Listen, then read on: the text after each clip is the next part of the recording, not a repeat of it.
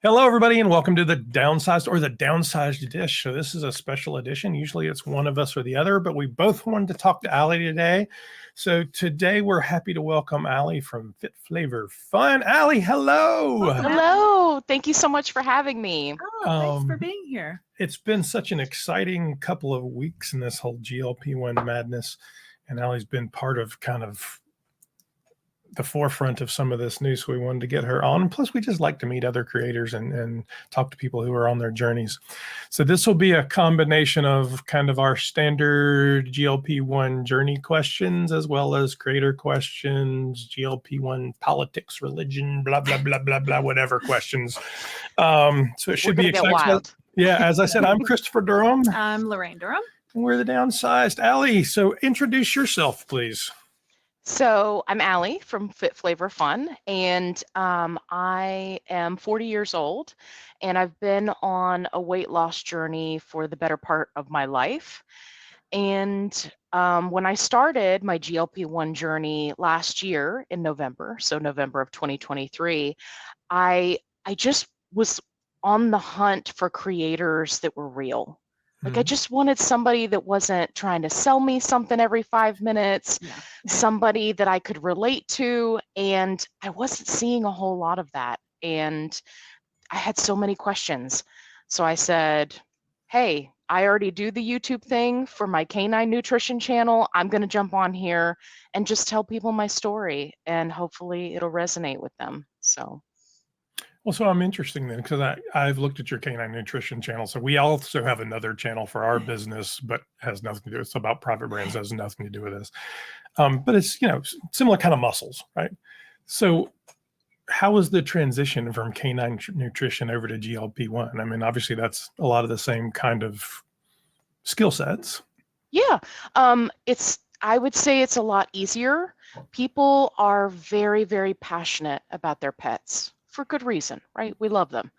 And there tends to be more drama in that arena, right? You've got veterinarians duking it out with, canine nutritionists, you've got, trainers and, people who are sponsored by pet food companies. So it can be very challenging to kind of tiptoe through there. Whereas with the GLP-1 community, I'm approaching it from, this is my experience, this is what I've researched, this is what I've learned, take from it what you will. And so there's a lot less drama in that arena, and, unless you create it yourself. But yeah, it's so in some aspects, like the relaying information, it's very similar, but in others, it's so much low key. It's just like, oh yeah, that's interesting. Okay, I'll take a look at that, rather than, well, my vet says this, rah! Right? So yeah, we only get yelled at if we talk about intermittent fasting or keto. I completely understand. Most people are passionate. Yeah, well, and that can be true of any kind of diet plan, right? And some of them, they work for some people and then not for others, and so that can create a divide. So it can definitely be challenging. I've seen that in my positive only support group on Facebook. It can be challenging because people will butt heads, and then I have to go, tell us about your GLP-1 journey. Yeah, so started in November of 2023. I am currently 93 pounds down. Yay! Yes, I'm on Mounjaro, currently on 7.5, and type 2 diabetic. So I'll throw that in there because I know that's always tricky because it can be prescribed off label. Yeah, so it has really done wonders for me. There's a lot of things that I don't necessarily talk about on my channel, and I'm going to talk about it here with you guys. Yay! Okay. So so you got the insider scoop. We love that. There are a lot of things that I think, and I know I'm not the only one who has experienced this, but when I first started out, or I should say before starting out, I had a gluten intolerance, lactose intolerant, digestive issues just in general. Went to multiple specialists, and you know how that goes. You basically get the runaround. Your body's broken, there's nothing we can do. And I wasn't expecting Mounjaro to fix all of those things, right? I Wow. was just thinking, oh, this is going to stabilize my blood sugars. This is going to help me lose weight, right? And in the process of my research, I didn't realize that there's so much more, right? It treats the inflammation. It Yeah. does. I mean, I could go on and bore you to death, but it really has been life-changing. And honestly, the best decision I ever made. I mean, I think that's exactly how we feel about it as well. Yeah. Let's look at some before and after pictures here. Let's see. There we go. And we'll just walk through and you tell us about some of these pictures. So, Bill Shatner, love him, Captain Kirk. Tell us how this happened. Yes. Okay, so this is actually a really funny story that I have not shared. I surprised my dad with tickets to Shatner's World. So we are big nerds. We love to geek out, right? Star Trek, Star Wars, you name it, we love it. And ever since I was a kid, like we watched this stuff together. So I didn't tell him where we were going. I just put him and his wife and my significant other, just put everybody in the car and said, hey, we're going to an event tonight. The surprise will be when we get there. Well, of course, we drive up to this huge arena. It's on the billboard. And my dad's like, yes. So we, of course, watch the show. It's phenomenal. We're so excited. So we're coming out. And there's this area off to the left where you go towards the restrooms. And my dad's wife is like, hey, I'm going to, make a pit stop. Wait for me right here because it's very, very crowded.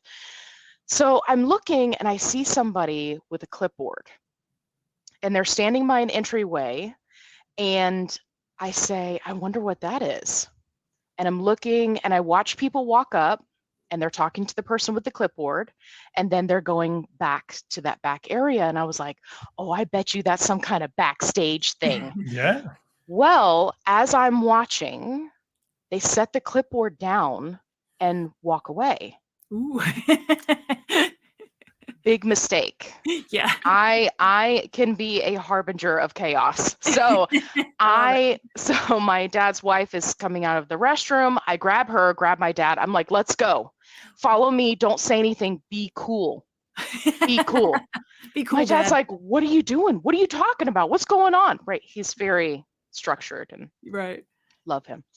So so I walk up, I look at the clipboard, I pick a name, and I start walking back. Oh. So there's a line of people, and there's somebody else with a headset walking around. So she walks up to us and she says, hey, are you here for the meet and greet? And I said, yeah, we just checked in with the guy that was standing up there. And she's like, oh, okay, great. What's your last name? So I give him the name. And she's like, okay, great. Puts these wristbands on us and she starts handing us baggies. And she's like, okay, here you go. So my dad is freaking out. Freaking out. He's like, we're going to get caught. We're going to get in trouble. This is not, could we get arrested for this? I'm like, no, they would just kick us out. It's not a big deal. Yeah. So anyway, long story short, we got to meet Shatner. This is not the picture that they supply you with. We actually took pictures of each other, even though they were taking professional pictures, right? Because obviously we're not going to get those pictures. We're not supposed to be there. So whoever that guy was with the name got pictures of you. Probably. Like, probably. Who's this lady? But yeah. But side note, tied to that, they said that there were quite a few people that didn't show. So hopefully they just didn't show and you just slid right in their spot and not, that's no what, harm there. That's anyway, so how was Shatner? Was he nice? I mean, oh my gosh, he was great. His wife is phenomenal. She's so sweet. So sweet. She doesn't get enough credit because he's the star. But we know how that goes. But he was so sweet. He was like, yeah, come on over. And I was trying not to stand really close to him, right? Because I'm sure there's people touching him all day long. Yeah. And he was like, no, honey, come on over. It's okay. Aww. You can stand here close to me. It's okay. I'm like, are you sure? Are you sure? And then I'm like, can I shake your hand? Is that okay? And he was like, yeah, absolutely. Shook my hand really hard, I might add. He's a tough dude. But yeah, he was so sweet. And my dad was just starstruck. I don't think he said a single word to him other than "I love what you do" or something like that. Like, he was just so starstruck. And That's awesome. when we left, of course, we were all like, "We can't believe we just did that." But yeah. That's great. So when That's would so this have fun. been? What year was this? Oh, that's a good question. I don't remember. Many, many moons ago. Many Yeah. moons ago. Yes, but this was me at my highest weight, which I believe was 290.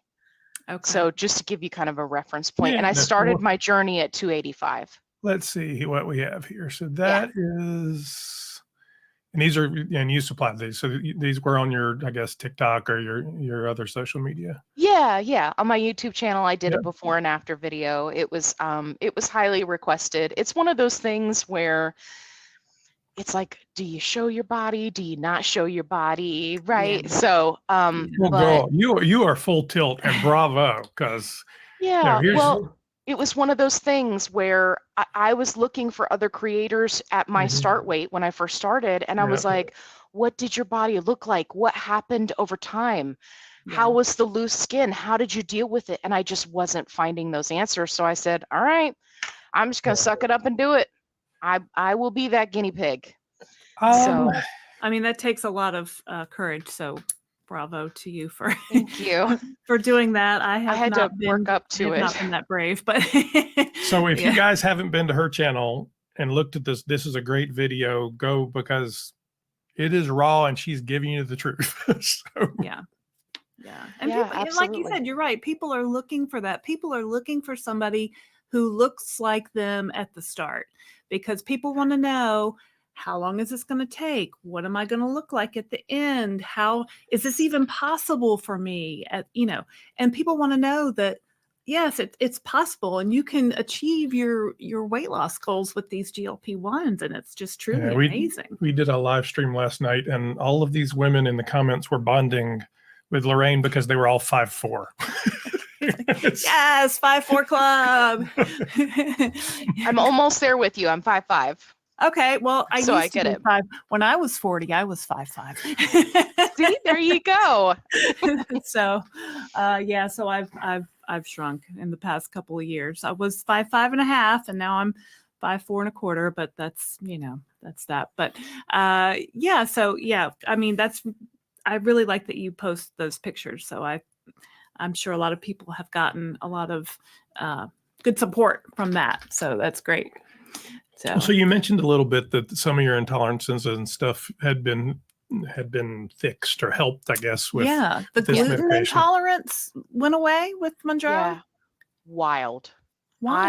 I did not see that coming, because I went to multiple specialists, and they can test. Yeah. The tests that they run are not as accurate as actually going in and doing a sample. But they kept telling me, no, you don't have celiac. No, it's not this, it's not that. Take this medication, take that medication. And it would help for maybe a week, maybe 2 if I was lucky. And then I would be right back to being miserable. So I was actually completely gluten-free and had been for many, many years before starting Mounjaro.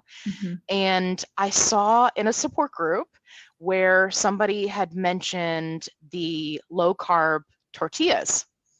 And I love tortillas.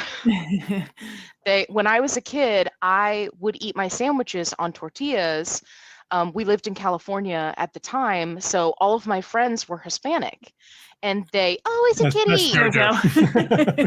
Did you see how quickly my ADD kicked in? It was like, oh, look, a kitty.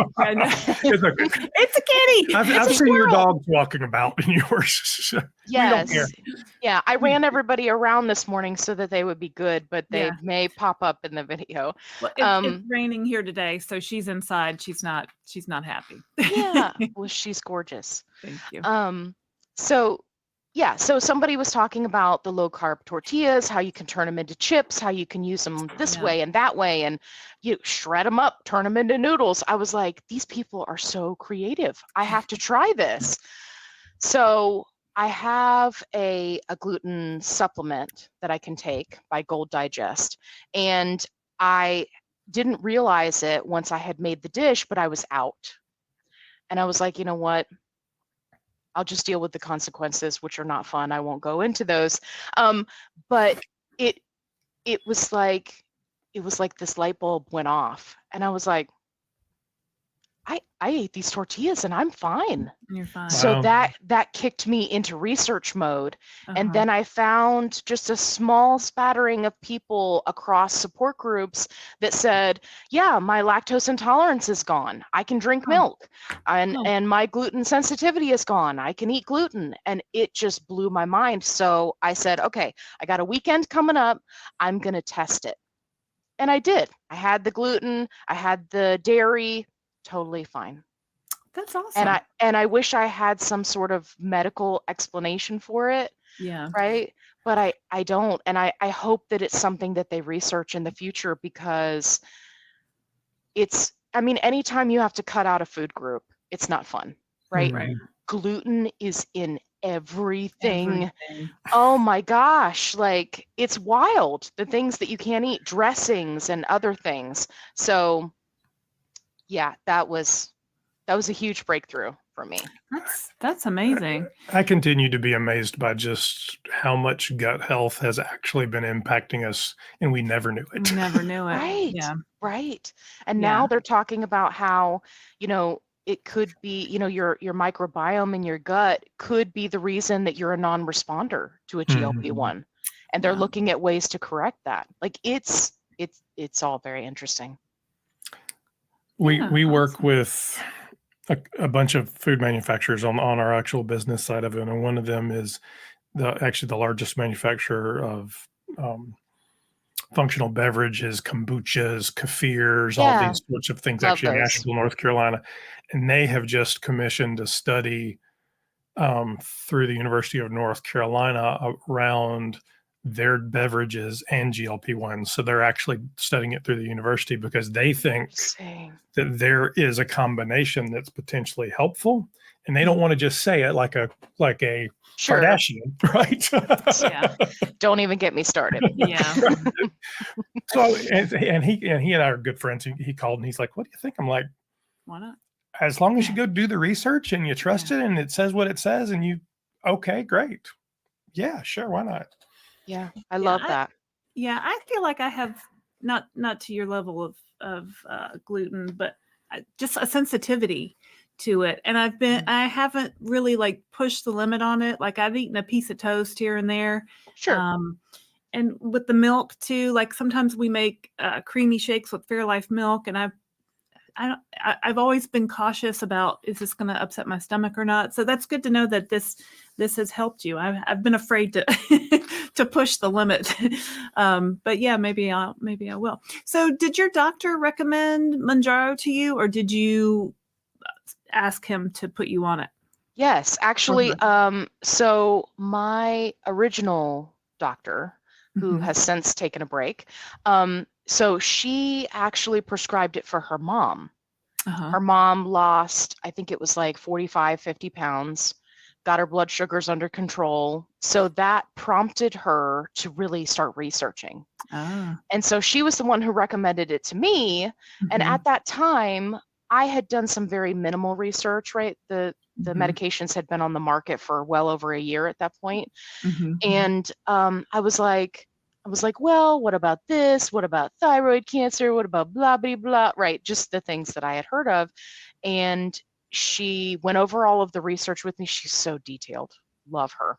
She went over everything with me, pulled it up on her computer, and she was like, these are the things we would look for. We would test your blood every, 3 months, and it could be something that could work for you. You could be a non-responder. We won't know until you try.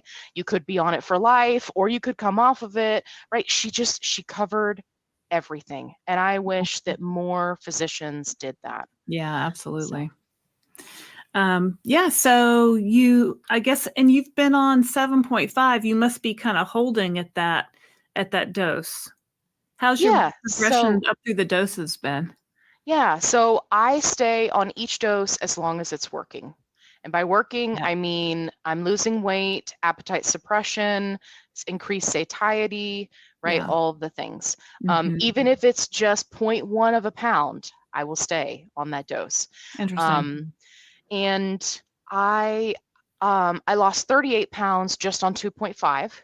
Wow. I was on it for 13 weeks. Mhm. Then I was on 5 for a huge chunk of time. I don't even remember, many months. And then I've been on 7.5 for almost 3 months. Mhm. And I've actually getting ready to move to 10. And I have heard that a lot of people have had challenges with 7.5. It's like, Mm. 7.5, are you real or am I injecting water? What's happening? Huh. And I'm beginning to understand that. So I'll be moving up to 10. And you said you started in November of last year. Is that right? Yes, November Okay, of so 2023. So you're coming up on a year here pretty Yes. soon. So we Okay. started in September. Yeah, we started in Nice. September of last year. So yeah, did your doctor promote staying on the dose until it stopped working? No. So this came from the best advice that I received in a support group. And I wish I could go back and find the woman who suggested this to me and Yeah. just absolutely squish her face and tell Yeah. her that I love her. So, because it's a mixed bag when you post in a support group. You never Right. know what kind of responses you're going to get. Yeah. You could get the only eat 500 calories a day response, or you could get something scientifically based and very helpful. Yeah. So, so this lady commented on one of my posts and she was like, hey, if you have more than 50 pounds to lose or 100 pounds to lose, Yeah. then you want to take it slow. It's the long game. And that was the best advice that I ever received. And so I relayed that information to my doctor after I had researched it. And she said, hey, you're the master of your own destiny. If this is how you want to do it, then go for it. I support you. She's like, if your Bottom there. insurance, it's okay. She's like, if your insurance will allow you to do it, which is really the hard part, then she's like, go for it. And I was very lucky that my insurance did allow me to do it. Yeah, that's great. When we started last year, I had not heard that. We probably didn't hear that until a couple months in. At least a couple months in. And I think that's really very helpful advice. Like you said, especially if you have 50 or more pounds to lose, to go up slowly through those doses, as long as you're losing any weight at all. So that's great that you've been able to do that and that your insurance has supported that. That's the trick number 2, right? It really is. Insurance companies are just out of control at this point. I saw somebody post the other day that their insurance company only allows them to be on the 0.5 doses for 1 month, and that's it. And then they have to go up. And then they have to go up. And she had, all sorts of challenging side effects that she was trying to deal with. So she was trying to fight it and say, no, I need more time at this dose. Yeah. And that was one of the things that I noticed early on going slow in the doses is that it gives your body time to acclimate. So if you have side effects, but on 2.5, I had side effects from the start. Like hour after I took it, I immediately started having side effects. I was like, okay, this is going to be a wild ride. So, I mean, the longer I stay on a dose, the more back to normal I get. So I get it.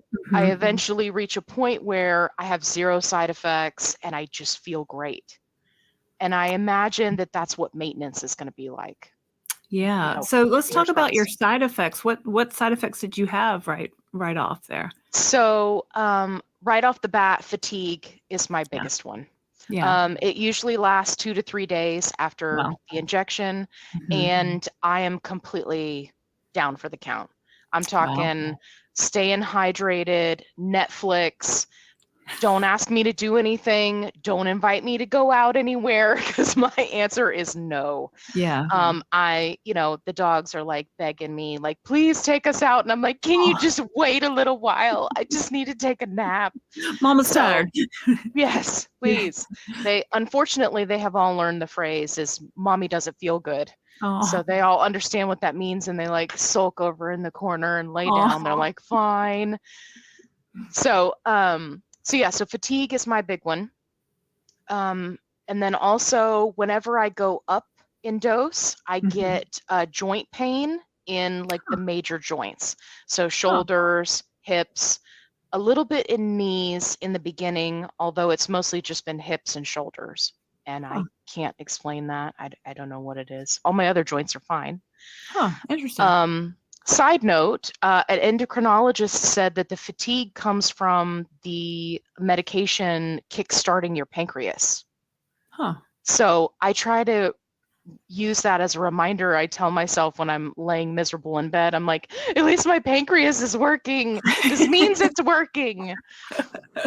So so your pancreas kicking in makes you tired. Apparently. I wonder how that, any further note on that, or that's just what that is? That's just what they said. Yeah. I don't have anything to back that up. Yeah. And now it's just what I tell myself to comfort myself. I'm like, my pancreas is working. Activate pancreas. So fatigue, the joint pain, again, that's like right after shot day. And then sometimes I'll get headaches, and that's pretty much it, other than constipation, which is pretty much constant. You just constantly have to deal with it. Yeah, me too. Yeah. Not much you can do about that. Do you do any like fiber gummies, any preventative? Yes. So I am a huge advocate of taking a multi-magnesium supplement. That has been a game changer for me. But yes, I do. I'm actually testing out some fiber candy, which I have found. It's very, very low in sugar, very, very high in fiber, which is wild because it just tastes like regular candy. So I've got two varieties. More. Well, I could go grab it for you if you want. So yeah, there's like a fruity variety, and then I also got the caramels, and is there a brand name, or is there, what's the name of them? Do you know? I'm drawing a blank on the name. That's okay. We can put it in later. Sorry. I just got it and I'm testing them out. So far, I've tried the watermelon flavor. It's very good. It doesn't have like a real artificial taste to it, which is a big win, because I know, especially for me and others like me, sometimes your GLP-1 just makes things taste weird. Yeah. And I'm grateful that this is not one of those things. But I'm definitely going to be doing a review video on those, because I know getting in fiber can be so challenging for people. Yeah. I do the fiber gummies pretty much daily. I didn't take them. We just came off of vacation, and I didn't take them on vacation, and I kind of wish I had. So I think they're definitely helpful. So I'm very interested to know about your ones that are like candy, because I have a huge sweet tooth, and that really hasn't gone away. Yeah. Well, the challenge that I had with the fiber gummies is that, they range anywhere from like 2 grams of fiber to like 5 grams of fiber per gummy, right? And if you're trying to get in 30 grams a day, it's like, is this really worth the calories? Is it, Yeah. But these are like wild. It's like 14 grams of fiber for a little pack of candy. Ooh. So yeah. That'll get it moving. Yeah, exactly. So so far I haven't been eating like a whole bag at one time. But yeah, they're very, very, very good. Awesome. So sure. So let's talk about food. Yes. I love food. Obviously, it changes when we start doing this. So talk to us about your routine, kind of what do you eat, how have things changed, that kind of stuff. So I come from a background of food addiction and binge eating. So I did completely radical. I cut out fast food.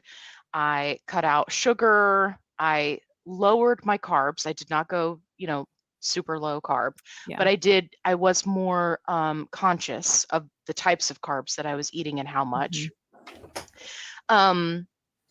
And that's how I started out my journey. I really wanted to focus on, okay, we're going to get in as much healthy food as we can. We can do this. And I did.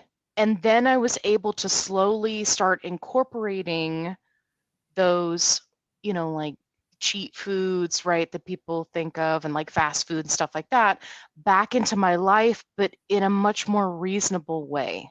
So instead of eating McDonald's every day, I would have it once a week, once every 2 weeks, and I would make healthy choices based on my calorie deficit and tracking my food. So for the most part, if I'm not, having something like that, I eat very simply. I just keep it simple. And that's why I hate to disappoint people when they're like, Allie, do what you eat in a day. And I'm like, are you sure? Because it's really boring and it's like the same thing every day. But it's a really great way to make it easier on yourself so that you don't have decision fatigue. Right. And you're not having, all these challenges trying to track your calories and track your protein and your macros. So, so I do a lot of various bowls of things like burger bowls and turkey bowls and all that fun stuff. And then a lot of wraps, either in the low carb tortillas or a lettuce wrap. Yeah, when I go out to eat, I get grilled chicken and vegetables. You guys, I am so boring when it comes to food.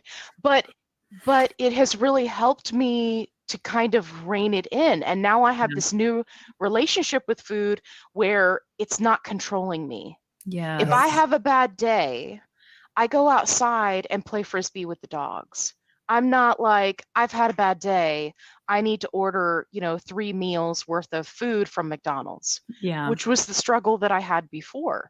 And now the food is working for me instead of the other way around. Oh, that's amazing. That's so, and I love how you've worked your favorites back into your new lifestyle. And when I'm curious. So some foods that I used to love before, and now when I occasionally eat, I don't get that same dopamine hit. Yeah. Have you noticed that with your favorites? Yeah. Yes. I think it's just, I don't want to call it like a side effect of the medication, but it is. It's kind of, instead of having, highs and lows all over the place, it just kind of keeps you even keeled. But for somebody like myself who has struggled chasing that high all the time, it's really helped to put things in perspective. I mean, my entire life revolved around food. Yeah. If I wasn't watching Food Network, I was on TikTok saving 20 gabillion recipes until my phone, storage was full of TikTok videos of recipes that I'm never going to try. And, YouTube videos, and my grocery bill was through the roof, not to mention ordering fast food on top of that. Yeah. And it was just, I was just out of control. And so this medication for me provided me that opportunity to regain control. It didn't take control, but it said, hey, I'm going to give you this foundation and you do with it what you will. Because there are plenty of people who continue, you'll see them post in the support group all the time. Oh, I haven't changed how I'm eating. I eat the same thing. I just eat a smaller portion, which is fine, but that doesn't necessarily work for everybody. Right. But for me, it was very important that I make the majority of my meals with healthy choices, and then still don't have those things that are like cheat meals off limits.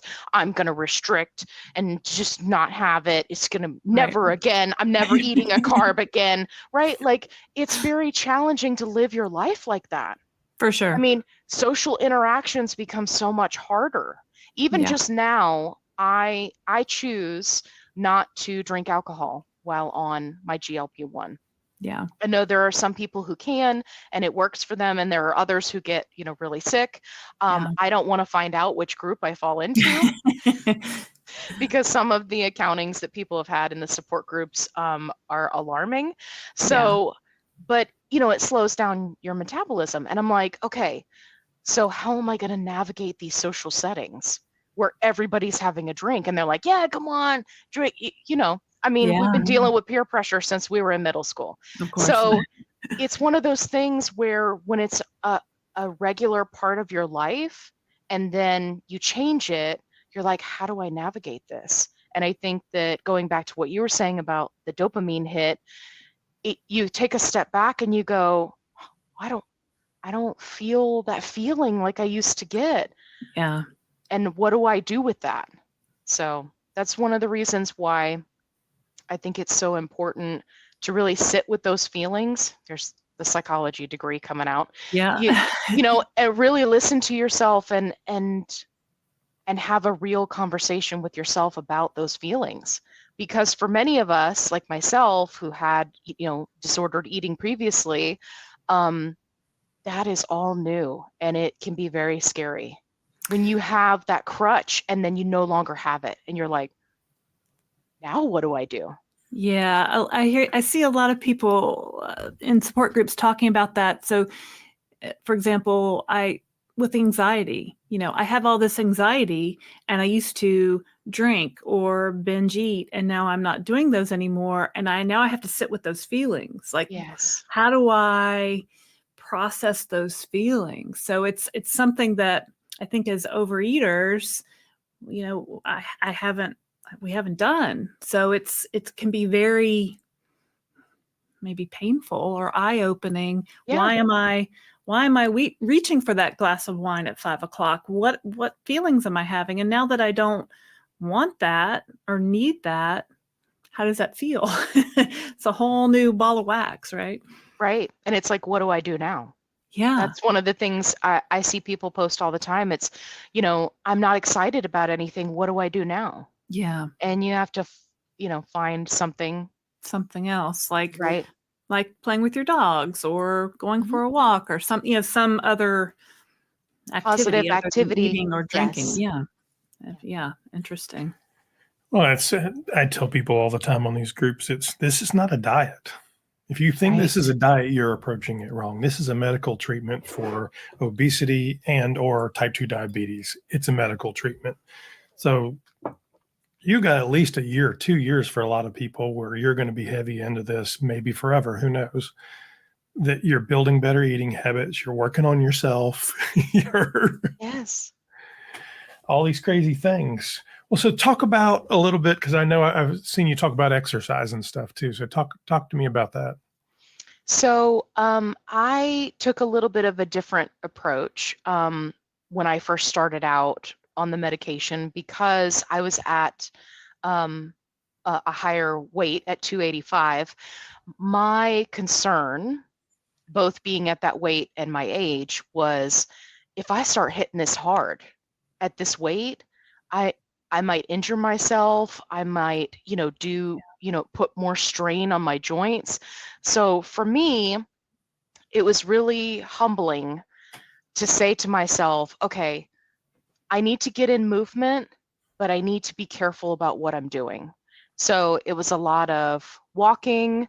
At one point in my journey, I did purchase a Peloton bike, and I would do that.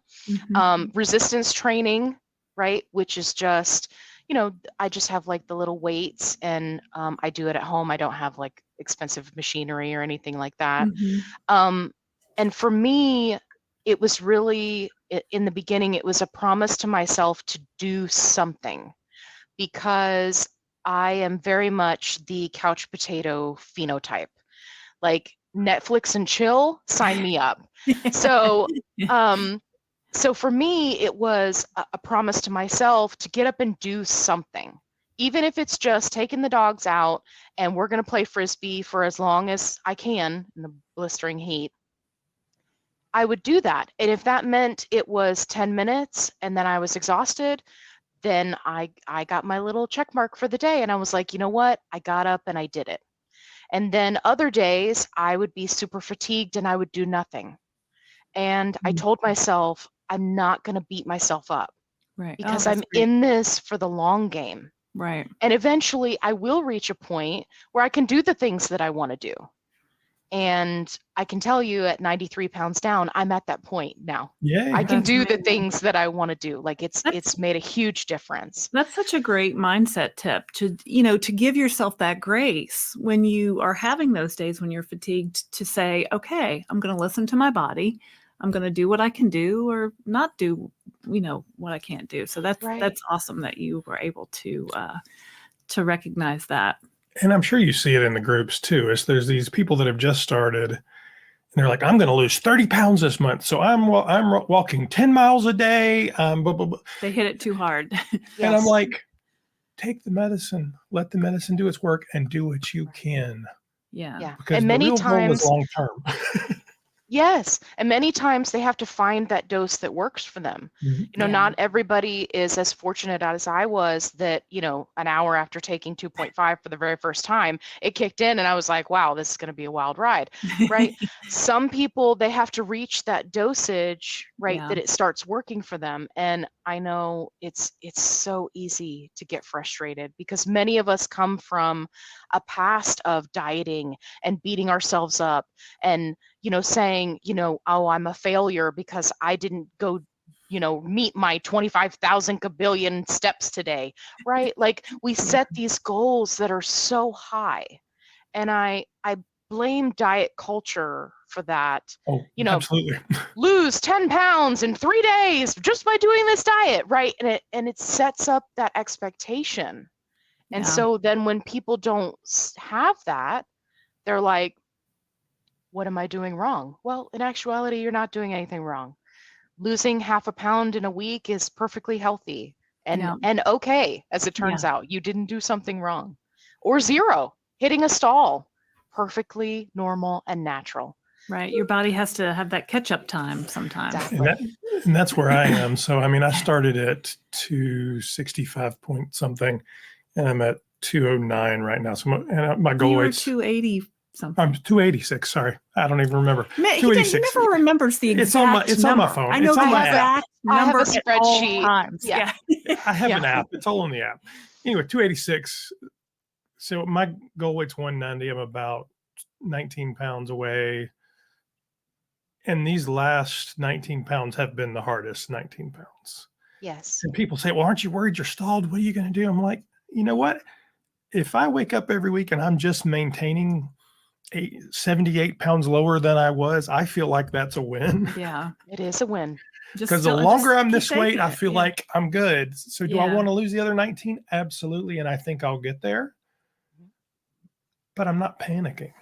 Right. Right. Yeah. And I think a lot of people do panic. Yeah. And I It- mean, I've been on a million diets where I wanted to lose 10 pounds in a week. I've done the cabbage soup Yes. diet. I've done I've done all, I'm sure you have as well. And it's just, we get that ingrained. I've been cutting diets out of magazines since I was 12 years old. Like everybody wants that fast weight loss. And I always say 1 to 2 pounds a week. That was my average. I lost 1.58 pounds a week to get to my goal weight. So it's just that slow and steady that adds up over time that people really have to know is okay.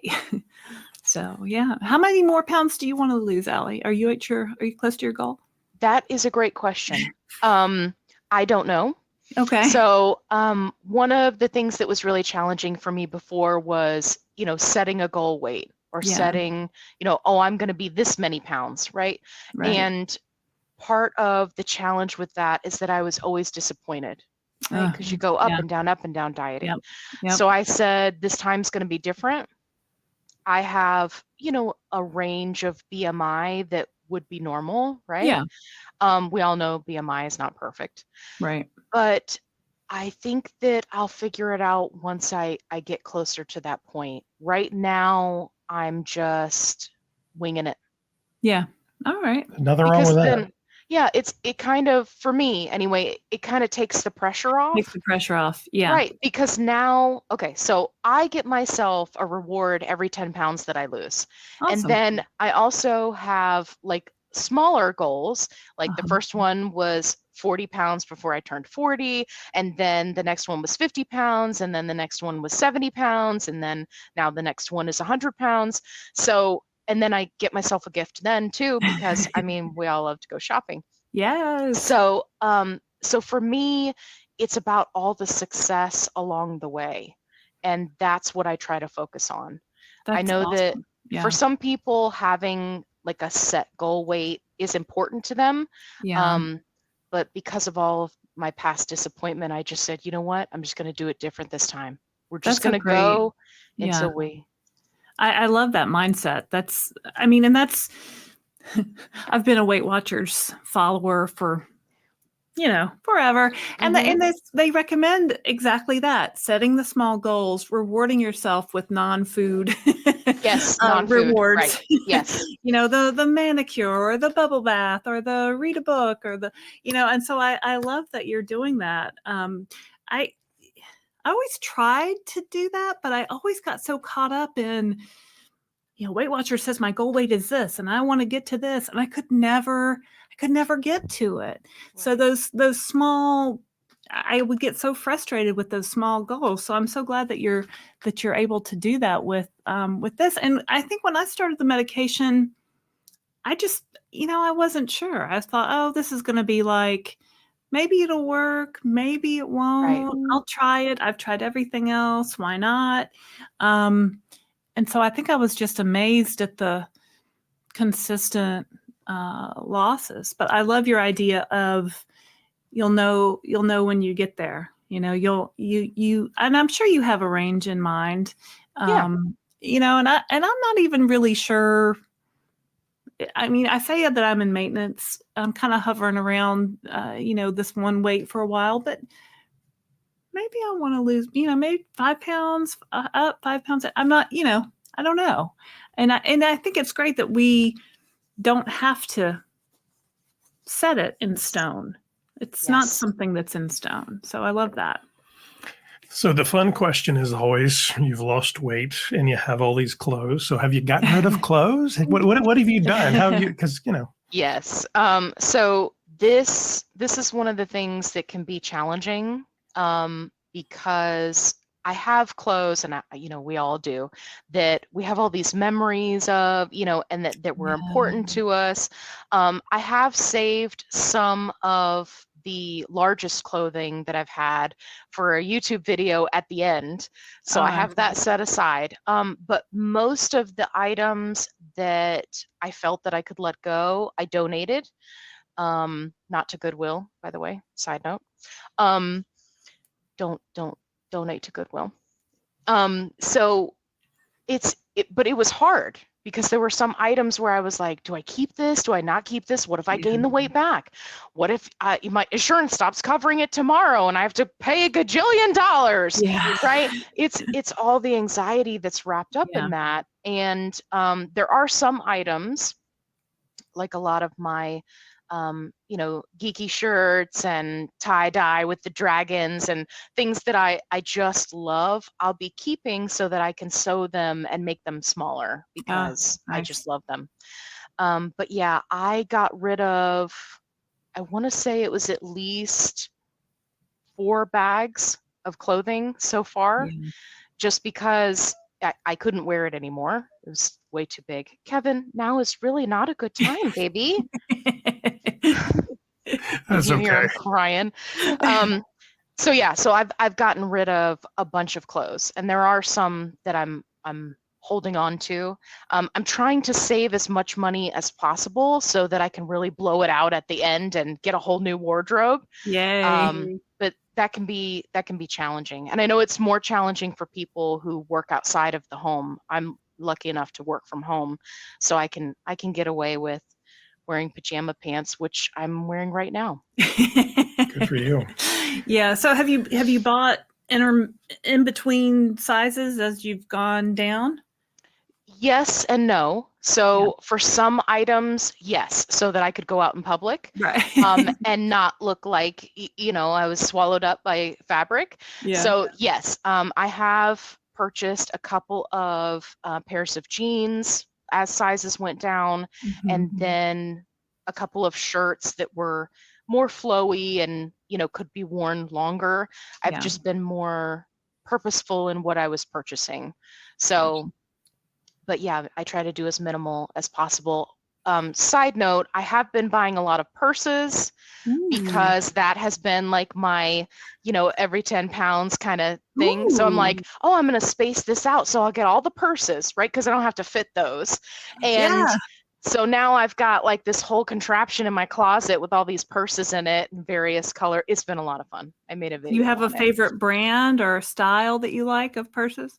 No, I'm kind of all over the place. Okay. All right. It's really just, I'm all about the Amazon dupes, Ah, right? So yeah. instead of spending hundreds of dollars on a bag, I got it for 40 and I'm like, yes, I did so Yes. good. Right. Score. Yes.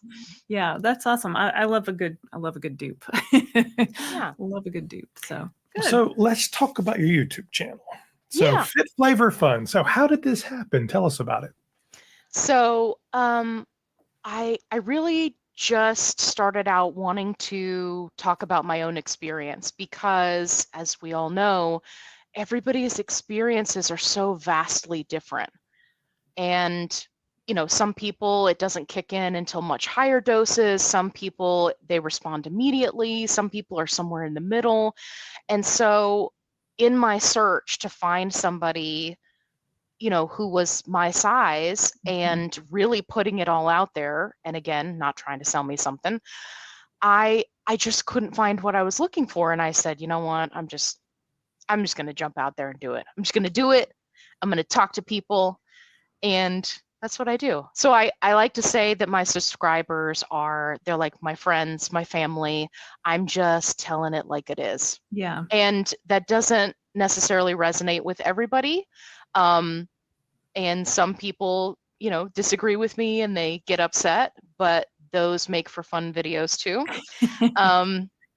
But for the most part, I think that it's been a great community that I've found on YouTube, and my subscribers are the best. Like some of the stories that they share with me, or motivation or support, like they are really just fantastic. Yeah, that's awesome. I think everybody wants to find someone like them. Yes. I need to lose 75 pounds. Who is like me? Who's my same age? Who's my same weight? Who's my same size? Like so I love that you've just put it out there and people have responded. I think that's great. Because when we put out the call for these interviews and done, so I always say, if you haven't seen someone like you, call us. You are someone like you. Right? Yeah. We haven't told anybody no yet. Yeah, I think that it, you don't want to compare yourself to somebody else, but I think that it gives you a little bit of comfort to know, hey, this person has the same body shape as me, and look how great they're doing now. Or these are the challenges that they went through. I might experience that, but they've got tips and tricks on how to get through it. Yeah. Right. So all of that it's like gold, in my opinion. So where in the process did you start it? So you started your medication in November. So when did you start the channel? I started it that very first week. Wow. That I took the medication. Yeah. So before I got my prescription, I went into research mode. I joined every single support group. That's not an exaggeration. Anything that was labeled Mounjaro, Zepbound, tirzepatide, semaglutide, Wegovy, Ozempic, I was joining it. And I was researching everything that everybody was saying, researching on YouTube, TikTok. Yeah, and I was just hitting it hard. So when I got that first shot, I was like, okay, this is it. We're gonna kick this off and see how it goes. And so how quickly did you get response? Immediately. It was a lot of people who were starting out at the same time as me. Mhm. Yeah. A lot of people who were experiencing the same challenges with side effects. Mhm. Very early on in my journey, I got sick and had to figure out what I had done to make myself sick. Huh. That is one of my bigger videos. I think that was week 3. And it was amazing to me how many people were struggling with the same things and they didn't have the support, right, of either Yeah. their healthcare team or a family member or a friend, somebody who would just understand. Right. And one of my big things is I read all of my comments. It is something that I prioritize for my peeps. And, there were people who commented and said, hey, I'm struggling with this too. What are you doing? Hey, what about this? What about that? Or they had suggestions and I tried Mhm. those things out. So it's really been phenomenal. And aside from the medication itself, it was the second best choice that I made, was to just Aw. start the YouTube channel and go with Yeah. it. And have Yeah. you done other social media? Were you on TikTok with all those folks as well, or? So I did TikTok for a short time when I'm a retired standard poodle breeder. Huh. We bred standard poodles for service work until COVID hit and everything went crazy. Mm. Um, and so I used to do mostly dog related stuff Mhm. on TikTok. And I was going to do TikTok, and then I just saw like the GLP-1 community. It just seems to have more drama over It's there. very different over there for sure. Yeah. Yeah, and I'm a long content creator. As Mhm. you can see, I will talk your ear off if you let me. So for me, I have always struggled to make the short The form shorter ones. content, right? It's like, Yeah. but I have You get so it all much in. to tell you. How do I just squish this down into 30 seconds or a minute? I can't do it. Stay tuned for You part 5 of my. Yes, that would be Yeah. me. That would be me. I would have the Yeah. 20-part saga about side Yeah. effects. Well, and So TikTok is like, we have 2 teenage daughters, and they're like, "Mom, don't go on TikTok. You won't be able to handle the comments. They're so mean. Like you won't yeah. like." So I was like, "Okay, that's fine. We don't. I go and watch some, but I don't. We really stay more YouTube. And I'm a big Facebook fan, so I'm all over Facebook. And Me so too. just Yeah, keep it there. I find that more of the keyboard warriors and trolls tend to be on TikTok. Yeah. That wouldn't bother me because I like to turn that into content. I think that a lot of that, And she troll will call them out. behavior is, oh yeah, Yeah. oh, I will blast them. Because I think that part of the reason why people have bad behavior online is because there are so many who don't call them out. It's just my personal opinion. Yeah. There are those who rise above, and I love them for that. But yeah, sometimes I think a good smack on the hands I love is that. I love that you're able to, like, smack them on the hand. Because when people like come at me, my tendency has always been to be like, "Oh, I'm sorry. Let me shrink back right. into my little space." And Yeah. and it's so I applaud you for being able to And I come only have back. 2 modes: draw blood or delete your comment. Yeah, he's not like that. He will come at you. He will, yeah. And Maybe that's Most sometimes, of why the time I delete them because I'm like, drawing blood is not worth it with this dumb person. right, Yeah. yes, yeah, and the thing is, you just have to choose your battles. Like there are Yeah. some people that make ignorant comments because they don't know any better, Yeah. and then there are others who are just out to be a troll, and you Yeah. just have to decide which one are they and how do you want to address it. But Yeah. I always remind myself that this person has no idea who I am. They don't know me, right? They watched, more than likely 30 seconds to a minute of my content before they made some crappy comment, right? So Yeah. Oh, you it's can always tell important. when they haven't even watched the video. They just saw the Oh, headline. I love those. I love those because then I say, oh, it's funny that you mentioned that because I addressed that in the video. Yeah. That's So like, thanks for letting me know yeah. that you didn't Christopher, watch the we addressed video. it in another video. Here's the link. Like, Yeah, I will often tell people in my videos, before you come for me in the comments, please watch the whole video. So yeah. Well, so how quickly did you go to every day? that is a really good question. I don't remember at what point I started doing that. It was not when I first started out, because I was really just, I had to have a couple of weeks under my belt of the medication and continuing to research, right? So I could provide some information to people. I would say maybe in like the last 5 or 6 months, Okay. I started going Yeah. every day, and it's mostly because I just have a lot to say. I love it. Yeah, and people are, I love my subscribers. They tell me all the time, I listen to you every day while I'm doing the dishes, or while I'm on my Peloton, or Yeah. I put you on, while I'm getting ready for work. I love people. And I was thinking, if I was that subscriber and I had, my favorite person, well, I would want to watch their video every day. And so I was like, all right, we're gonna get on this. We're gonna put out a video every day. And sometimes it's a short video of me singing a ridiculous song that I made up, and sometimes it's helpful tips and tricks. I saw you singing the other day. Did that thing get copyrighted or no? I don't know. Okay. I'll have to check it. It was mostly just for fun. So even if No, it was copyrighted, fabulous. I was like, this is fun. what happened, the backstory to that is, so I track my calories, and I had tried a new protein bar, which was much higher in calories than I was anticipating. But my mistake was I didn't put it into my tracker until after I'd already eaten it. I usually do it beforehand. Yeah, I literally had 1 calorie left for the whole day. for the day. Yeah. I'm standing in my times. I'm standing in my kitchen, and I'm going from the fridge to the pantry, to the fridge to the pantry, and I'm talking to the dogs, and I'm like, you guys, what am I gonna eat? What?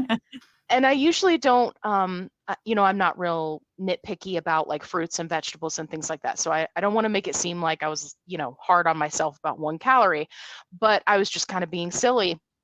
And I was going back and forth with these different ideas, and then and they're following me, right? So I've got 2 standard poodles, a whippet, and a senior Pomeranian following me from the fridge to the pantry, from the fridge to the pantry. That's and a lot of so, dog. yeah, it is. We used to have way more than that. And and every time I would turn around, they would be right there behind me, right? Because we all live in a small house. So I was like, okay, turn around, right? And they would all turn around with me and go. And then I was like, this is too good. I have to record this. And I am not a singer. For anybody who has not seen me before, I'm not a singer. I'm not talented. It was just for fun. I had somebody who commented who said, don't quit your day job. And I was like, I don't plan on it, but I'm still going to sing to myself. Yeah, that's me. awesome. I love to sing, not a good singer. That's perfectly okay. Yeah, I love to sing karaoke. I'm terrible, but I love it. And he's like, please just stop. I'm like, I can't. No, you can sing. You can do it all you want. It's not really singing so much as an interpretive spoken word piece. Oh, okay. I like that. You put your own spin on it. Yes. I like audience participation. I like, I don't know. It's the whole showmanship, like on these YouTube videos, like you have to kind of be out there to kind of, Because we you publish gotta have fun with it. We publish every day too. So if I get bored with myself, I'm done. Right? Just throw in the towel. I'm done. Lord knows I'm bored with it. Just kidding. Thank you, darling. We love you too. No, we've been married 21 years. So, it's all. That's fantastic. I've been married for 5.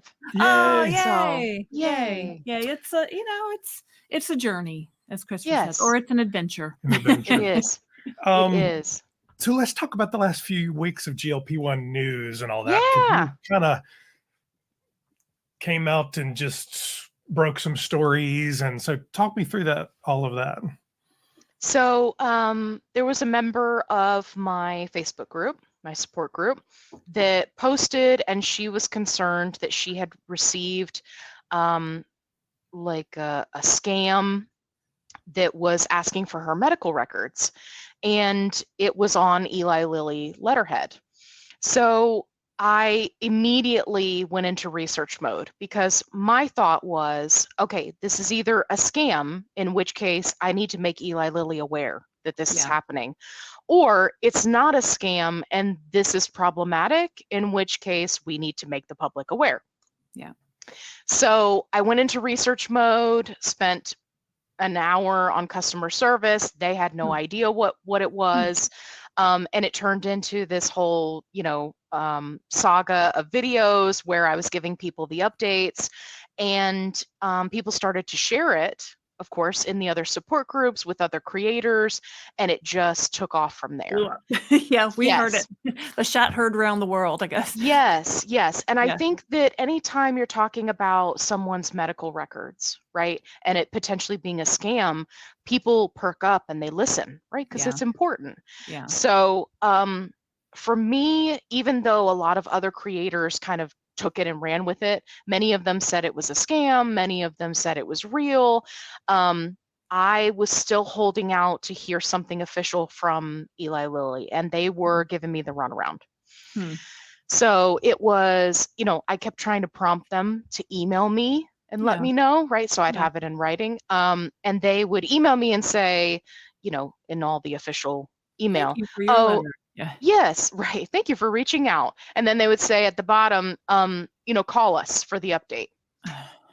So I'm like recording the phone call, and of course their thing is like, this call is being recorded for quality assurance, and I'm like, that's fine because I'm recording you too.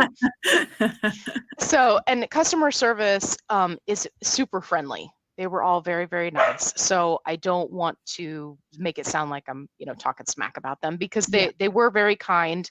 They were very confused.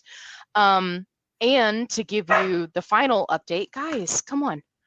To give you the final update, so you have the exclusive, I did finally hear back from Eli Lilly, and they said that it wasn't from them. Yeah. Right. Right. So I'm what? Yes. That's not what other creators have or said. print publications. Exactly. Yeah. So I don't know. I would assume that people, in the news sphere, journalism sphere, would have a source that would give them a statement, right? They wouldn't just run it for no reason. Right. But at the same time, I thought that it was interesting that the person who called in about it was told many, many, many days later. I just got that voicemail yesterday, that, oh no, this wasn't from us. This is a scam. Please make sure you don't respond, right? So I'm curious, is that damage control because now it's blown up online, right, with all the articles and the videos? Or are they really just trying to minimize it? Because the situation came about from a very unique situation. It was not information was leaked and now we're reaching out to everyone on compound, right? That everybody tries to make it out to be. It's not what happened. So the person who contacted Eli Lilly originally was trying to convey to them that they had all this success on compound and gave them their contact information. So many, many moons later, right, they ended up getting a letter saying, hey, send us your medical records. So it wasn't quite as nefarious as everybody made it out to be, but still interesting, to say the least. And then to have Eli Lilly come back to me and say, no, this is a scam. It wasn't us, right? After they told others that there was. It was interesting. Yeah. So, and that makes me think, well, was this really just a one-off? Was this, because we've only, as far as we've heard, there's only been the one letter. And if it was a scam, you would expect they would have tried to scam many people.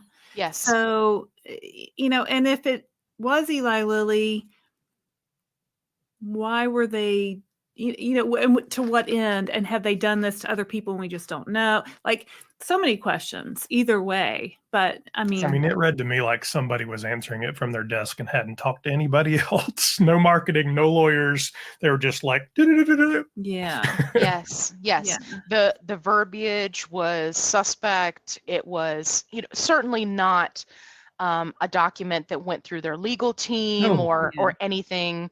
I agree. I think it was a task assigned to someone who then said, oh, we've got this person who contacted us who says they were on compound. Let's reach out to them and see if we can get their medical records, right? Yeah. I mean, So what I have found disturbing over the last few months of Eli Lilly's decisions, and I'll tell you, is between the releasing of the vials and the pricing there, and then the coupon coming out and the pricing going up in the new coupon, and all of this is, it doesn't seem like they have a team that's all talking to each other. It's like, and it doesn't seem like they're being run by actual consumer goods people that are worried about patients. I don't know if that makes any sense or not. So it just seems like a big cash grab. I don't even know that. It's that for sure, but it's almost like it's a bunch of scientists sitting around that don't really understand the implications of all the marketing and the advertising and the legal and all these other things. And they ought to go hire somebody from P&G or Apple or somebody that goes, let's pull all this together and make smarter decisions. Yeah. Right. Well, I can tell you, having worked in corporate America for a very, very long time, that nobody's talking to each other. No. Right. It's Absolutely. all, and that's where I am it's too. all disconnected. Yeah, definitely. Are you going to come here? Come here. And so then we also just obviously had the story, and I think Dave. Oh, the whip it good. This is Kevin. Oh, Kevin. Hi, Kevin. Oh, hi. This is Sushi over here. Sushi. Here comes Sega. Every time I guys. think Kevin, and every time I see Kevin, I think Oh, Kevin boy. looks like Kevin would be on The Simpsons. He does. It's really his YouTube channel, and I'm just his talking co-star. His human. Everybody loves Kevin. He's got his own fan club. So, and I saw you did a video as well on the whole Reddit post that just happened yesterday, and that FDA note. Yeah. So, since I, kind of jumped in with the last, set of letters from Eli Lilly and all that jazz, I have a new perspective on all of this. When we're leaked emails and documents and things like that, I don't know. I really like to research it, and I like to see what companies are going to say publicly before I jump in and say, this is for sure what's happening. Everything is ending in October and blah, blah, blah, right? Like, and I get it. Like, you do things for views and you get out there, and it can certainly be an opinion, which is totally fine. Everybody has one. But for me, it's just, it's put a new twist on things, because I know what happened with the last scenario and how very quickly it was blown up, and how, all the news articles are like, this is ridiculous, and they're attacking compounds, and they're just doing all this stuff, and they're just so bad, right? And it blew up so quickly. Yeah. And I was thinking, wow. And all of these people know that none of them even know that I was the one who posted about it. Not that it's about me, but just we gave that you credit. We knew. Yes. We knew. Thank you. It's not about the credit, but it is about, like, getting to the root of the story. Yeah, for sure. So for all we know, this whole, we're going to take care of this in October, was simply that's when they're scheduled to make some kind of public announcement, right? Like, these pharmaceutical companies, they can say whatever they want, but when it comes to the FDA, there's a process for things. Yep. You can't just, we're going to get off the shortage list now. Thanks so much, guys. See you later, right? Like, it doesn't work like that. I'm sure there's documentation. There's things they have to prove and show. And can you account for new prescriptions? Can you account for the backlog? Are you going to be able to sustain this, right? There's a lot that goes into it that I think people are not thinking about. So it might be October is their deadline to, turn in that information. Or it may be that, in October, they're going to drop the hammer and do away with compounds, or, any number of situations. But I think I just actually, we had a video go live this morning that basically says the same thing you said. Don't freak out, people. We don't really know. Right. Further than that, though, because Dave was it's all going to get shut down tomorrow. Blah, blah, blah, blah, blah. I love you, Dave. Don't quite agree with you on that. Me too. Because I think the complexities of FDA regulations and all those rulings around 503A and 503Bs, probably Bs stop, if I had to guess. 503As, I'd bet you there's a million lawyers and there's a bunch of doctors that are sitting around and it's going to go to court. And our legal system's really slow. Yes. Yeah, absolutely. Or they may give them, a certain amount of time. Yeah. When it comes to medical devices, which is my field, if there is a compliance issue or a challenge or a deadline that's not met, then the FDA provides you a time frame to say you have 6 months to stop producing compounded tirzepatide, right? So it's not like you have to stop immediately today, right? So it could be something like that, or it could be that the deadline is October. If they meet the requirements, yes. If not, so sorry, Charlie, you're going to have to try again, right? And then Eli Lilly will have to start the process all over again. It's all that to say, we don't know what we don't know. Exactly. Well, and I've been on compounded this whole time. I've only I did one regular shot out of Christopher's supply, but I've done regular or compounded the whole time, and I got really worked up about 2 months ago, the last time everybody was like, compounding's going away. And what am I going to do? And,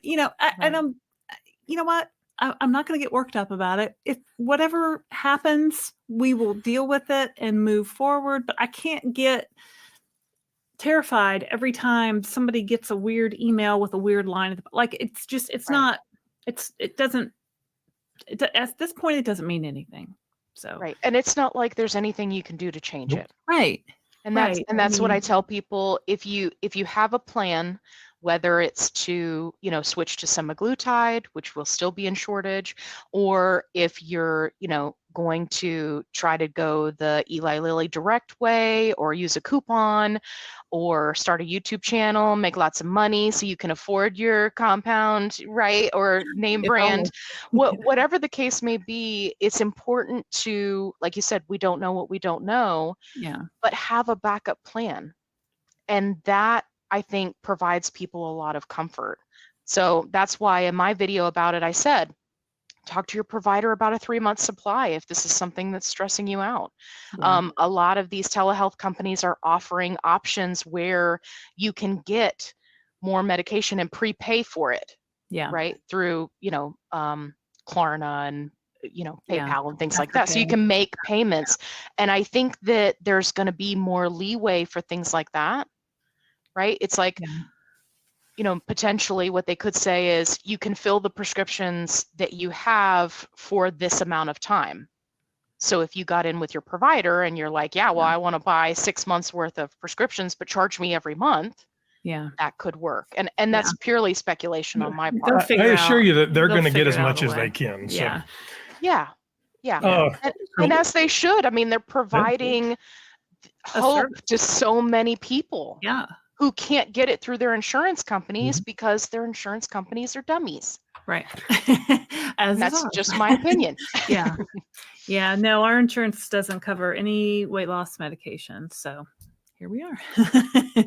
We are. So last night on our stream, I proposed doing this Smokey and the Bandit style if it all gets banned, and we'll go to Europe, wherever whoever has the cheapest one in a Trans Am, and take a group of GLP-1 users, and we're off.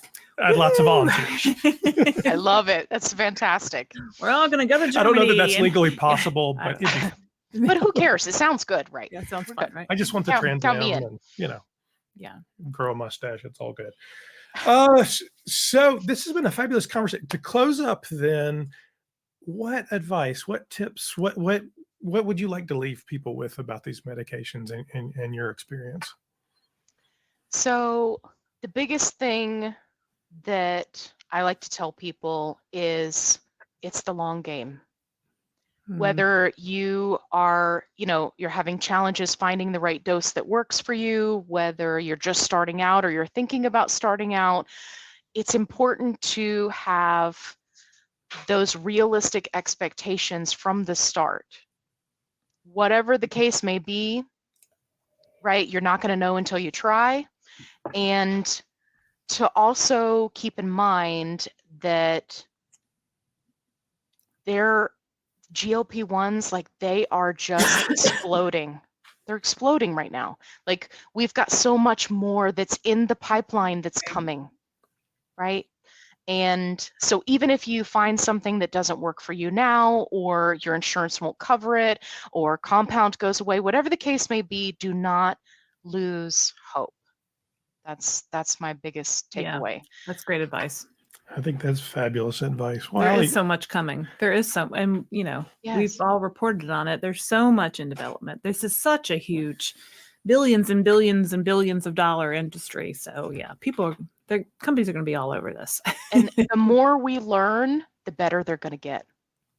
And Yeah. I think it's just a matter of time. In the next 5 years, I think we're going to have some really remarkable stuff hit the market. I agree with you. Yep. Absolutely. Well, if you have not been to Allie's YouTube channel, please go Fit Flavor Fun, subscribe. Yay.